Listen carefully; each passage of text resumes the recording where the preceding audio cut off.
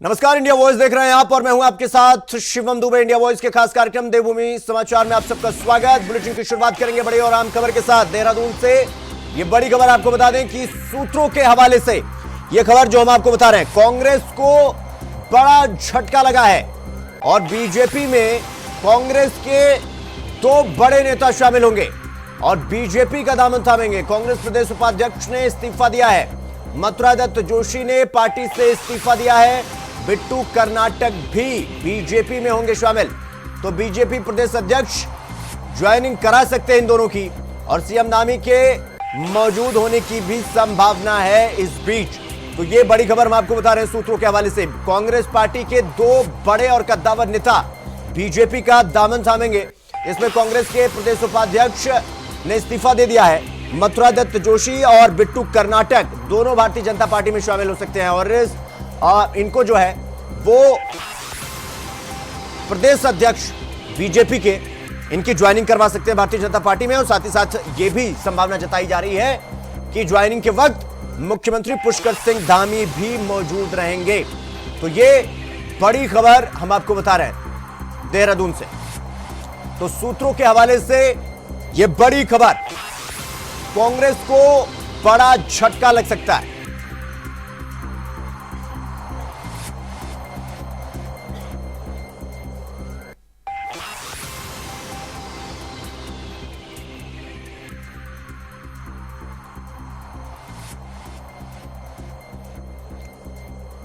तो हमारे साथ ज्योत सिंह बिष्ट हमारे साथ जुड़ गए हैं, बीजेपी के दिग्गज नेता और पूर्व प्रदेश उपाध्यक्ष हमारे साथ जुड़ गए हैं। ज्योत सिंह जी, बहुत बहुत बधाई हो आपको।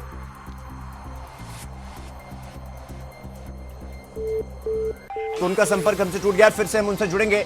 तो कांग्रेस को बड़ा झटका लग सकता है और आपको बता दें कि कांग्रेस के दो बड़े और कद्दावर नेता भारतीय जनता पार्टी का दामन थामेंगे, जिसमें कांग्रेस के प्रदेश उपाध्यक्ष ने इस्तीफा दे दिया है पार्टी से और मथुरा दत्त जोशी ने भी पार्टी से इस्तीफा दिया है। तो बिट्टू कर्नाटक भी बीजेपी में शामिल होंगे। तो आपको बता दें कि कांग्रेस के प्रदेश उपाध्यक्ष मथुरा दत्त जोशी और बिट्टू कर्नाटक दोनों भारतीय जनता पार्टी में शामिल होंगे और बीजेपी के प्रदेश अध्यक्ष ज्वाइनिंग करा सकते हैं। तो सीएम धामी भी मौजूद होंगे, उनके शामिल के वक्त ऐसी संभावना जताई जा रही है। तो ये बड़ी खबर हम आपको बता रहे हैं। निकाय चुनाव के बीच कांग्रेस पार्टी को बड़ा झटका लग सकता है। चूंकि हम सूत्रों के हवाले से ये खबर आपको बता रहे हैं, तो ये कहा जा रहा है कि भाई कांग्रेस के प्रदेश उपाध्यक्ष मथुरा दत्त जोशी और बिट्टू कर्नाटक भारतीय जनता पार्टी में शामिल होंगे, यानी भारतीय जनता पार्टी का दामन थामेंगे। तो निकाय चुनाव के बीच कांग्रेस में जिस तरह से इस वक्त पार्टी में उठा पटक देखने को मिल रहा है, वो थोड़ा आश्चर्य जरूर करता है। तो कांग्रेस को बड़ा झटका, और वो भी तब जब निकाय चुनाव एकदम दहलीज पर आकर खड़ा है और तमाम तरह की तैयारियां चल रही हैं। लेकिन इस बीच मथुरा दत्त जोशी और बिट्टू कर्नाटक, तो ज्योत सिंह बिष्ट जी हमारे साथ जुड़ गए हैं फिर से। ज्योत सिंह जी, बहुत बहुत बधाई हो आपको। धन्यवाद। आपके पुराने साथी वापस आपके साथ। देखिए, जिस ढंग का माहौल उत्तराखंड में कांग्रेस का बना, वैसे तो देश ही में बुरा हाल है, लेकिन उत्तराखंड में एक पूर्व प्रदेश अध्यक्ष ने पार्टी छोड़ी। मथुरा दत्त जिस पोजीशन में आज हैं, किसी समय मैं उस पोजीशन पर रहा, मुझे पार्टी छोड़ने को मजबूर होना पड़ा। आज मथुरा दत्त जी को मजबूर होना पड़ा। हमारा एक बहुत ही कर्मठ साथी बिट्टू कर्नाटक, उसको पार्टी छोड़नी पड़ी और कांग्रेस पूरी तरह दरक रही है। कांग्रेस के नेता जो अपने को सर्वे सर्वा समझते हैं, जो टिकटों की बिकवाली करते हैं, वो ये समझते हैं कि हमने जो कह दिया, हमने जो कर दिया वो सही, बाकी सब गलत। नहीं, इसकी वजह से हमारे सूत्र तो ये बता रहे हैं कि पिछले 3 दिन से आप लगातार मेहनत कर रहे थे और अंत तो गत्वा ये कहा जा रहा है कि अब आपको जाके सफलता मिली। मैं बिल्कुल मेहनत करूंगा। अगर कोई मेरा साथी वहां कष्ट पाएगा और उसको वहां पीड़ा होगी, तो मैं उसके मरहम लगाने का काम करूंगा और मैं उसको एक ऐसी पार्टी में लाऊंगा जहां उसको स्थान भी मिले, सम्मान भी मिले और वो अपने को संतुष्ट और संतोष महसूस कर सके। नहीं तो ज्योति सिंह जी, आपने ऐसा क्या आश्वासन दिया, या ये कहें कि मुख्यमंत्री की तरफ देखिए, मुख्यमंत्री जी की तरफ से क्या आश्वासन दिया गया? सवाल आश्वासन, जहां मथुरा दत्त जी ने कहा 48 साल, 42 साल मैं भी रहा कांग्रेस में। उसके अलावा किशोर उपाध्याय जी ने, जो कांग्रेस के अब जड़मूल समझते हैं, उन्होंने उस पूरे परिवार से लेकर के और कांग्रेस की लंबे समय सेवा की। और जब इतने समय वहां कुछ नहीं मिला, जो हमारी हकदारी थी उस पर चोट हुई, या मैं चुनाव जीत रहा था, मुझे हराने के लिए कांग्रेस के नेताओं ने पैसे भेजे, तो ऐसे लोगों के बीच में रह करके उस असंतोष के वातावरण में, उन ऐसे लोगों के बीच में जो पार्टी से बड़ा अपने को समझते हैं, रहने के बजाय जो सच्चा राजनीतिक कार्यकर्ता होगा, जो क्षेत्र के हित की चिंता करता होगा, जो प्रदेश और राष्ट्र की चिंता करता होगा, वो ऐसी जगह रहेगा जहां उसको स्थान कितना मिलता है, सम्मान कितना मिलता है, लेकिन सोच जो है वो सकारात्मक हो। असली बात ये है। नहीं ज्योति सिंह जी, आप भाई उनके नाराजगी की खबर तो आ ही रही थी फिर, लेकिन अचानक वो कांग्रेस पार्टी के ऑफिस पहुंच गए थे और फिर अचानक से उनका मोह भंग हो गया आपकी तरफ। देखिए, उनका अध्यक्ष उनके घर पे गया, उनसे बातचीत हुई, मथुरा दत्त जी ने कहा कि नहीं तो ज्योति सिंह जी, ये आपदा में अवसर खोज लिया फिर तो आपने, मतलब उनके अध्यक्ष जी उनके घर पे नहीं गए तो आप सीधा कौन नहीं खोजता है, कौन नहीं खोजता है? राजनीतिक दलों में समय और संभावना सबसे प्रबल होती है। तो मथुरा दत्त जी ने अपनी पीड़ा मुझसे कही और मैंने उनको कुछ सलाह दी, उन्होंने मेरी सलाह मानी और आज वो भारतीय जनता पार्टी में शामिल हो गए। तो फिर ये शामिल करने का समय बता दीजिए ज्योति सिंह जी, मतलब आज हो जाएगा? आज बिल्कुल तैयारी है, मंच सज गया है, माननीय मुख्यमंत्री जी का और प्रदेश अध्यक्ष जी का इंतजार है, तो ज्वाइन कर रहे हैं। नहीं ये ज्योति सिंह जी, ये जोशी जी आपके साथी हैं, थोड़ा बात करवा दीजिए, हम भी बातचीत कर लेते हैं। नहीं, अभी मेरे साथ नहीं है, वो कहीं अलग बैठे हुए हैं। अच्छा, अभी अलग बैठे हुए हैं? हाँ जी, हाँ जी। अरे ज्योति सिंह जी, वो कांग्रेस वाले तो ये कह रहे हैं कि बीजेपी तोड़मोड़ में बिलीव करती है, इसीलिए जो है यही कर करके तो चुनाव जीत रहे हैं ये लोग। देखिए, वो अपने मुंह मियां मिट्ठू बन रहे हैं। उनको जिस दिन ये समझ आ जाएगी कि उनके लोग जो जा रहे हैं उनका कष्ट क्या है, उनकी पीड़ा क्या है, उसका कारण क्या है। मथुरा दत्त जोशी जो पूरी कांग्रेस का संचालन कर रहे थे, वो करण मेहरा और प्रीतम सिंह के घर से मात्र 500 मीटर की वॉकिंग डिस्टेंस पर उनका घर था। नहीं तो करण मेहरा को जब दिल्ली से डांट पड़ी, वो तो घर पर चले गए मिलने अपनी टोपी बचाने के लिए, लेकिन प्रीतम सिंह नहीं गए। यशपाल आर्य ने फोन किया, हरीश रावत ने फोन नहीं किया, गणेश गोदयाल ने फोन नहीं किया। तो आप समझ सकते हैं कि उनको अगर चिंता होती कि मथुरा दत्त पार्टी के लिए उपयोगी है, तो वो जा करके उनको समझाते, मनाते और यहाँ आने से रोकते। वो चाह रहे थे वहां पर, कुछ लोग तो मेरे ख्याल से कांग्रेस भवन में आज लड्डू बांट रहे हैं। नहीं तो मथुरा दत्त ने छोड़ा तो ये कुर्सी हमको मिलेगी, कांग्रेस का क्या होगा इसकी चिंता नहीं है उनको। अच्छा, ये ज्योति सिंह जी, ये खजानदास जी ने क्या आश्वासन दिया, कुछ बताइए। खजानदास जी ने, हाँ भाई विधायक हैं, कुछ तो आश्वासन मिला होगा ना, मतलब सुनने में तो आया है कि वो भी सूत्रधार हैं भाई मनाने में। देखिए, मैंने कहा कि जब कोई आदमी पार्टी से दुखी होकर पार्टी छोड़ने का मन बनाता है, उसको किसी आश्वासन की जरूरत नहीं होती। फिर वो अपने लिए सही जगह स्थान ढूंढता है। और उसमें हमने थोड़ा सा पुल का काम किया। नहीं मतलब कहा तो ये भी जा रहा है ज्योति सिंह जी कि कहीं ऐसा ना हो कि उनका हाल भी आप जैसा हो जाए कि अभी तक जो है कुछ हाथ नहीं आया। मेरा हाल क्या खराब दिखाई दे रहा है आपको? मेरी उम्र 70 साल पूरी हो गई महाराज। अब मैं थोड़ी वो ज्योति सिंह हूँ जो आज से 15 साल पहले था। नहीं ज्योति सिंह जी, वहां पर आप जो है एक मिनट सुनिए, आज मेरे को भारतीय जनता पार्टी में जिस जगह पर मेरे से कुछ बातचीत होनी चाहिए वो बातचीत हो रही है। जहाँ पर मेरी जरूरत है, जहाँ मेरा जो काम मुझे बताया जा रहा है मैं उसको कर रहा हूँ। अब मैं आपको फ्रेम में नहीं दिखाई दूं कि मेरी फोटो फला जगह लगी है। तो ऐसे तो कांग्रेस में मेरे पास 4 मौके आए कि जब मैं 3-3 साल जो है कि मुख्य सीन से आउट रहा। अब उस समय आपके मीडिया का ये सब तौर तरीका नहीं था, तो उस समय आपको याद होता कि ज्योति सिंह 3 साल कांग्रेस में किनारे बिठा के रखा। नहीं ज्योति सिंह जी, पता है क्या, कांग्रेस वाले कह रहे हैं कि भाई जो हमारे यहाँ हैं वो सर्वे सर्वा थे, अब जो बीजेपी में जा रहे हैं उनका हाल देख लो, पहले हमारे यहाँ थे तो पूरा प्रदेश संभालते थे। मैं वही कह रहा हूँ, जिस दिन उनको ये जाने वाले पर आरोप लगाने, उसको गरियाने की सोच से उनकी समझ थोड़ा सा सुधर जाएगी, उस दिन कांग्रेस मजबूत होनी शुरू होगी, खड़ी होगी। और नहीं तो इनका जो जहाज है ना, जिस दलदल में डूब रहा है, फिर कभी वापस नहीं आने वाला। अच्छा, हाँ। तो ये जोत सिंह जी, ये भाई अभी इस वक्त ऐसा है ना। कांग्रेस वाले भी थोड़े परेशानी है कि निकाय चुनाव के बीच में आपने दो बड़े नेता को उनके बीच से खटका दिया, अब उनको पता भी नहीं चला जो है आप लोगों ने खेला कर दिया। इसीलिए कहते हैं आप लोग खेला करने में तेज, वहीं बीच मजदार में नाव डुबा देते हैं। कांग्रेस ने 2017 में जो बितरगाती थे विधानसभा चुनाव के, उनके खिलाफ कार्रवाई नहीं करी। हाँ। प्रीतम सिंह ने कहा कि मैं क्यों बुराई मोड़ लूं। 2022 में फिर जो है बितरगातियों के खिलाफ कार्रवाई नहीं हुई। तो उन्होंने तो ये कसम खा रखी है कि हम नहीं सुधरेंगे। अच्छा, तो मतलब आप ये मान रहे हैं कि कांग्रेस वाले नहीं सुधर सकते, इसलिए उनके जितने बड़े नेता हैं सबको बुलाओ बीजेपी में। अरे जो आने को तैयार होगा महाराज, उसके लिए हम स्वागत करेंगे। अगर वो काबिल आदमी होगा, समझदार आदमी होगा तो बुलाएंगे। जो काबिल समझदार नहीं होगा तो उसके पीछे थोड़ी कोई जाएगा। चलिए ठीक है जोत सिंह जी, अब आप समय नहीं बता रहे हैं कितने बजे आप ज्वाइनिंग करवा रहे हैं? नहीं, ज्वाइन अभी है, अगले कुछ मिनटों में, 15 मिनट से लेकर आधे घंटे में ज्वाइनिंग हो रही है। चलिए जोत सिंह जी, बहुत बहुत बधाई आपको, जी, आपने जो है बड़ी सफलता हासिल की है। कांग्रेस के दो बड़े नेता, बहुत धन्यवाद। इनको... आप अगर मेरी सफलता मानते हैं तो आपको विशेष धन्यवाद। चलिए ठीक है जोत सिंह जी, बहुत बहुत धन्यवाद आपका।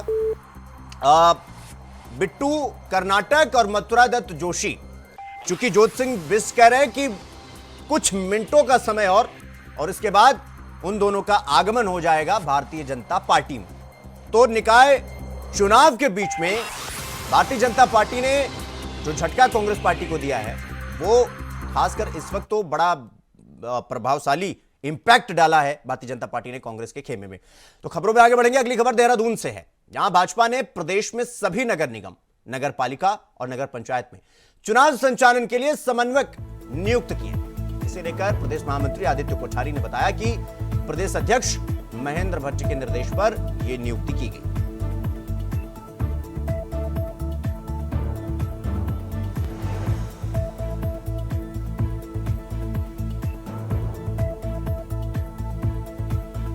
तो निकाय का चुनाव पूरी तरीके से रणभेरी सज चुकी है और अब समन्वयक नियुक्त कर दिए गए हैं। तो निकाय चुनाव के पास आते आते बीजेपी और कांग्रेस के बीच वार पलटवार शुरू हो गया है। कांग्रेस की मुख्य प्रवक्ता गरिमा मेहरा दसोनी ने भाजपा प्रदेश अध्यक्ष महेंद्र भट्ट के उस बयान पर तीखी प्रतिक्रिया दी है जिसमें उन्होंने बागियों से नामांकन वापस लेने की धमकी दी और यह कहा कि आखिर किस मुंह से महेंद्र भट्ट कार्यकर्ताओं पर कार्रवाई करने की बात कर रहे हैं। कांग्रेस के नेता ने बीजेपी प्रदेश अध्यक्ष महेंद्र भट्ट पर निशाना साधते हुए कहा कि पार्टी का अनुशासन तब कहां गया था जब मंत्री गणेश जोशी पर आय से अधिक संपत्ति होने का गंभीर आरोप लगा था। यह अनुशासन तब कहां गया था जब सीबीआई जांच में उद्यान विभाग में करोड़ों का घोटाला होने की पुष्टि हुई थी। इसके अलावा गरिमा दसोनी ने महेंद्र भट्ट पर हमला करते हुए कई सवाल ताक दिए। गरिमा दसोनी ने कहा कि भारतीय जनता पार्टी का कार्यकर्ता इस बात को समझ चुका है कि पार्टी की कथनी और करनी में जमीन आसमान का फर्क है। अनुशासन और राजनीतिक शुचिता का खौफ सिर्फ गरीब और छोटे कार्यकर्ताओं को दिखाया जाता है। कसूरदार मंत्री और विधायकों के लिए दूसरा कानून और कार्यकर्ताओं की पार्टी के लिए दूसरे नियम। काफी हद तक मुझे लगता है कि हमारे सभी कार्यकर्ताओं ने, पदाधिकारियों ने, जिला अध्यक्षों ने, महानगर अध्यक्षों ने आगे बढ़कर बहुत कोशिश की है रूठे हुए को मनाने की, क्योंकि अनंतोगत्वा तो हम सब एक ही परिवार के सदस्य हैं। टिकट एक ही का होना था, काफी लोगों का मनोबल भी गिरा, कुछ के दिल टूटे और ऐसे में टिकट क्योंकि नहीं हो पाया कुछ लोगों का तो वो कोप भवन में चले गए या उन्होंने नामांकन पत्र दाखिल कर दिया। काफी क्षेत्र ऐसे हैं जहां हम सफल हुए हैं लोगों को मनाने में, लेकिन कुछ लोग अभी भी अपने फैसले पर अडिग हैं। ऐसे में भारतीय जनता पार्टी के प्रदेश अध्यक्ष कह रहे हैं कि बागियों पर कार्रवाई की जाएगी। कार्रवाई कैसे करेंगे महेंद्र भट्ट जी, क्योंकि आपसे वो बागी ये भी तो पूछेंगे कि गणेश जोशी पर कार्रवाई कहाँ है। आय से अधिक संपत्ति मामले में गणेश जोशी जो हैं दोषी करार हुए। वो सीबीआई ने जब उद्यान घोटाले की जांच करी उसमें उन्होंने कहा कि उद्यान विभाग में करोड़ों की बंदरबाट हुई है। और तो और आप देखिए कि प्रमोद नैनवाल के भाई को जिंदा कारतूस के साथ पकड़ा गया नेपाल और भारत बॉर्डर पर। ऐसे कई आपके मंत्री विधायक हैं जो जुबानी जमा खर्च कर रहे हैं। दलीप महंत ने तो सार्वजनिक सभा में अपने कार्यकर्ताओं से कह दिया टिकट नहीं होगा तो निर्दलीय कूद जाना। उधर मुन्ना सिंह चौहान ने आपके आरक्षण का विरोध कर दिया। उधर आप देखिए अरविंद पांडे कितना मुखर होकर बोल रहे हैं। त्रिवेंद्र रावत जी ने जो है संसद में कह दिया कि अवैध खनन हो रहा है। और उधर अनिल बलूनी जी ने कह दिया कि आपदा प्रबंधन में कोताही हुई। तो ऐसे में कुल मिलाकर क्या आपके दल में केवल गरीब और छोटे कार्यकर्ताओं पर जो है गाज गिराई जाती है कार्रवाई की? ये बड़े रसूखदार मंत्री और विधायकों पर कोई गाज नहीं गिरेगी? तो कहीं ना कहीं डैमेज तो उसी दिन हो गया था भारतीय जनता पार्टी को जब मीठा मीठा गप और कड़वा कड़वा। तो जिलाधिकारी सौरभ गहरवार और पुलिस अधीक्षक अक्षय प्रहलाद कोंडे ने साल 2025 केदारनाथ यात्रा को अच्छे तरीके से संचालित करने के लिए केदारनाथ धाम और यात्रा मार्ग में चल रहे निर्माण कार्यों का जायजा लिया। जिलाधिकारी ने अधिकारियों से बात की और निर्माणाधीन भवनों के अंदर चल रहे कामों को जल्दी पूरा करने के निर्देश दिए। जिलाधिकारी ने श्रमिकों से बातचीत करते हुए उनका हौसला बढ़ाया और बधाई देते हुए कहा कि सभी लोग विषम और कठिन परिस्थितियों में भारी बर्फबारी में काम कर रहे हैं। उन्होंने सभी को अपने स्वास्थ्य का विशेष ध्यान रखने को कहा और अधिशासी अभियंता डीडीएमए को निर्देश दिए और व्यवस्था का जायजा लिया। कल दिनांक 2 तारीख को जिलाधिकारी महोदय एसपी महोदय के साथ गौरीकुंड से भीमबली तक स्तरीय निरीक्षण किया गया और आज भीमबली से श्री केदारनाथ धाम तक भी स्तरीय निरीक्षण किया गया, जिसमें जिलाधिकारी महोदय द्वारा यात्रा संबंधी एवं निर्माण कार्य संबंधी विभिन्न दिशा निर्देश प्रदान किए। जैसा कि विदित है, माननीय मुख्यमंत्री महोदय द्वारा एक बहुत ही अच्छी पहल शुरू की है, जिसमें आगामी यात्रा की तैयारी यात्रा के पूर्व में ना करते हुए पूर्व यात्रा के अंत से ही शुरू हो जानी चाहिए। उसी के निर्देशन के क्रम में मेरे द्वारा आज केदारनाथ धाम का भ्रमण किया गया। भ्रमण का मुख्य उद्देश्य यहाँ जिला पुलिस की प्रेजेंस और आईटीपी के प्रेजेंस है और इनकी समस्याएं जानना और अगर कुछ सुरक्षा की दृष्टि से कोई एक सुपरविजन था, वो मुख्य पर्पस था। साथ ही मेरे द्वारा यहाँ पे पुलिस संबंधी जो कार्य चल रहे हैं तथा जो क्यू मैनेजमेंट अग्रिम साल में हमने रिवाय किया गया और जो कार्य शासन द्वारा भी यहाँ उसी संदर्भ में किए जा रहे हैं, उसी का एक वेरिफिकेशन या एक वो भी लिया गया।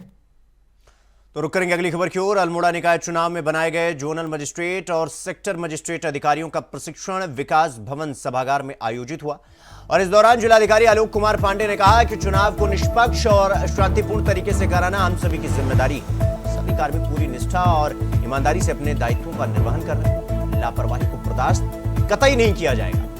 इस दौरान मास्टर ट्रेनरों ने सभी अधिकारियों को चुनाव की सभी बारीकियों को सिखाया। मतपत्र पेटी, बैलेट पेपर, मतदाता सूची इत्यादि के बारे में विभिन्न जानकारियां प्रशिक्षण के दौरान दी।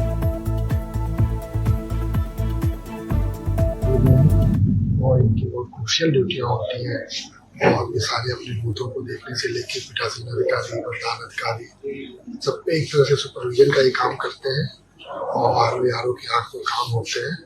तो उनको इनकी ड्यूटीज के बारे में बताया गया। लोकतंत्र में चुनाव सबसे महत्वपूर्ण है और इसीलिए बिल्कुल निष्पक्ष विभिन्न चुनाव।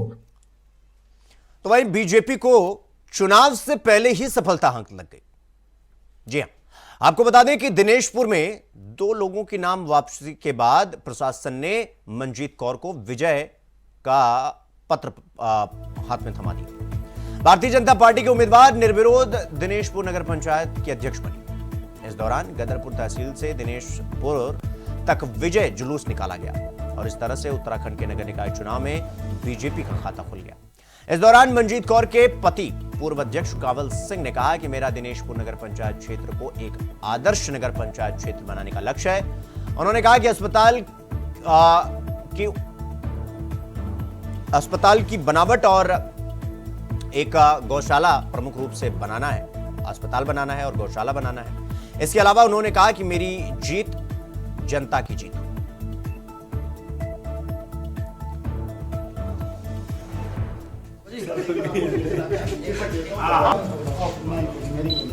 अरे आप ही तो आओ। तो रुक करेंगे अगली खबर की ओर। अगली खबर हल्द्वानी से है, जहां उत्तराखंड मंडी परिषद के अध्यक्ष राज्य मंत्री अनिल कपूर डब्बू का विवादित बयान सामने आया है। आपको बता दें कि डब्बू ने विपक्ष के बारे में पूछने पर कहा कि विपक्ष बीजेपी के सामने खड़े होने की किसी की हिम्मत नहीं, और जो खड़े भी हैं वो सब मेरे होंगे। विपक्ष ने उनके इस बयान को लेकर तीखी प्रतिक्रिया दी। आपको बता दें कि हल्द्वानी नगर निगम से मेयर सीट के कांग्रेस प्रत्याशी ललित जोशी ने कहा कि उनका यह बयान उनकी छोटी मानसिकता को दर्शाता है। बीजेपी का हर नेता घमंड में इतना चूर हो चुका है कि मरे हुए और जिंदा में उनको कोई फर्क ही दिखाई नहीं देता। देखिए, जैसे पूरे देश का माहौल था मोदी में, पूरे प्रदेश में मोदी धामी में माहौल था, वैसे ही निगम और नगर पालिकाओं में 4 तो हमारे निर्विरोध जीत गए। सामने खड़ा होने की हिम्मत नहीं कर रहे हैं, और जो खड़े भी हैं वो ऐसा लग रहा है जैसे मरे हुए हैं, क्योंकि सबकी जमानतें जब्त होने जा रही है। भारतीय जनता पार्टी भारी वोटों से जीतने जा रही है पूरे प्रदेश के अंदर। सब जानते हैं कि भारतीय जनता पार्टी जीत रही है, क्यों अपने पैसे बर्बाद करने हैं और क्यों अपना श्रम बर्बाद करना है। और उसने भी कहा कि भाई जीत तो भारतीय जनता पार्टी रही है, और उसने मुसलमानों को भी आग्रह किया है कि इस बार सारे मुसलमान भारतीय जनता पार्टी के पक्ष में मतदान करें। एक चीज होती है जिसे कहते हैं राजनीतिक शुचिता है, उससे आप और एक भारतीय जनता पार्टी से आप उम्मीद नहीं कर सकते। इतना अहंकार है। अगर किसी प्रत्याशी को आप मरा हुआ कह दें कि भारतीय जनता पार्टी के सामने जो प्रत्याशी है वो मरा हुआ है, ये कह दें, तो मैं ये समझता हूँ कि स्वतः सनातन धर्म में जिसने कहा है कि सरस्वती कभी भी जुबान पे आपके रहती है, ये उसका भी अपमान है। तो सनातन को ये थोड़ी जानते हैं। इन्होंने तो सिर्फ और सिर्फ जो है केओस फैलाना है समाज में। अगर प्रत्याशी के लिए मरा हुआ कहा जाता है, मरा हुआ शब्द यूज किया गया है, आप वीडियो देख लीजिएगा, मुझे भी पता है वो है, तो अहंकार दिखाता है कि हम जो चाहें वो कर लें, हम जिसे चाहें हम उसे मिटा दें, हमारी जो मर्जी आएगी हम वो कहेंगे, कोई कुछ नहीं कहेगा। तो ये शब्दावलियों का प्रयोग मैं नहीं कर सकता। तो खबर कालाडूंगी से है, जहां नगर पालिका अध्यक्ष और पार्षद पद के लिए उम्मीदवारों को चुनाव चिन्ह देने की प्रक्रिया पूरी हो गई। चुनाव चिन्ह को लेकर सबसे ज्यादा बेचैनी निर्दलीय प्रत्याशियों में दिखाई दी। आपको बता दें कि कालाडूंगी नगर पालिका अध्यक्ष पद पर बीजेपी के पूर्व निवर्तमान अध्यक्ष पुष्कर कचूरा को चुनाव चिन्ह गैस सिलेंडर मिला। बीजेपी से टिकट नहीं मिलने पर उन्होंने निर्दलीय प्रत्याशी के रूप में अपनी पत्नी के नाम नामांकन किया, और इस बार की पालिका अध्यक्ष पद पर यहां बीजेपी को अपने ही चेहरे से टक्कर देखने को मिल रही है।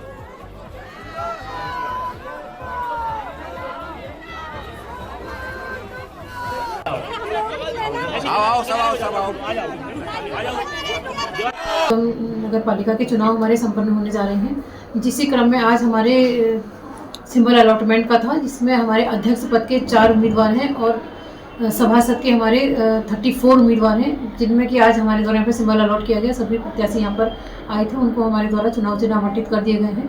अब आगे की प्रक्रिया हमारी आज जो हमारा बैलेट फाइनल हो जाएगा, उसके बाद हमारी आगे की चुनाव की प्रक्रिया। तो उत्तराखंड में इन दिनों मौसम शुष्क बना हुआ है। पहाड़ से लेकर मैदान तक सर्द हवाएं चलने से ठंड का प्रकोप बढ़ गया है। ऐसे में लोगों को कई प्रकार की कठिनाइयों का सामना करना पड़ रहा है। और इस बीच मौसम विभाग ने राज्य में बारिश और बर्फबारी की आशंका जताई। मौसम विभाग के मुताबिक 5 जनवरी से प्रदेश में हल्की बारिश की संभावना है। राज्य के 3000 मीटर से ज्यादा ऊंचाई वाले क्षेत्रों में बर्फबारी होने के आसार है, जबकि आज राज्य में मौसम शुष्क रहने का अनुमान है। बात अगर राजधानी देहरादून की करें तो यहां आसमान साफ रहेगा और सुबह के समय थोड़ा कोहरा जरूर छाया हुआ था। इसके अलावा तराई के क्षेत्र में कोहरे और शीतलहर ने लोगों की मुश्किलों को बढ़ा दिया है। शीतलहर के चलते ठंड बढ़ गई है। इसके चलते जगह जगह लोग अलाव लेकर हाथ और शरीर को सेंकते हुए दिखाई।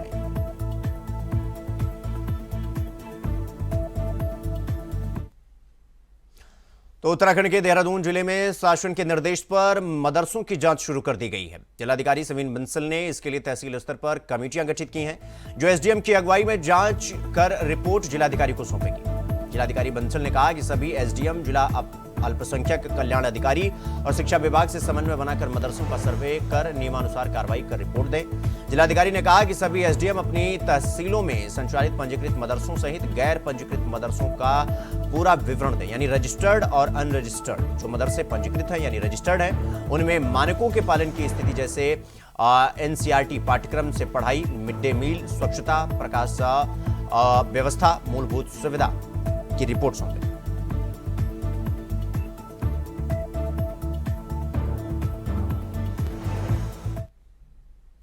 तो इस खबर के साथ देवभूमि समाचार में इतना ही। देश और दुनिया की तमाम खबरों को देखने के लिए देखते रहिए इंडिया वॉइस। नमस्कार।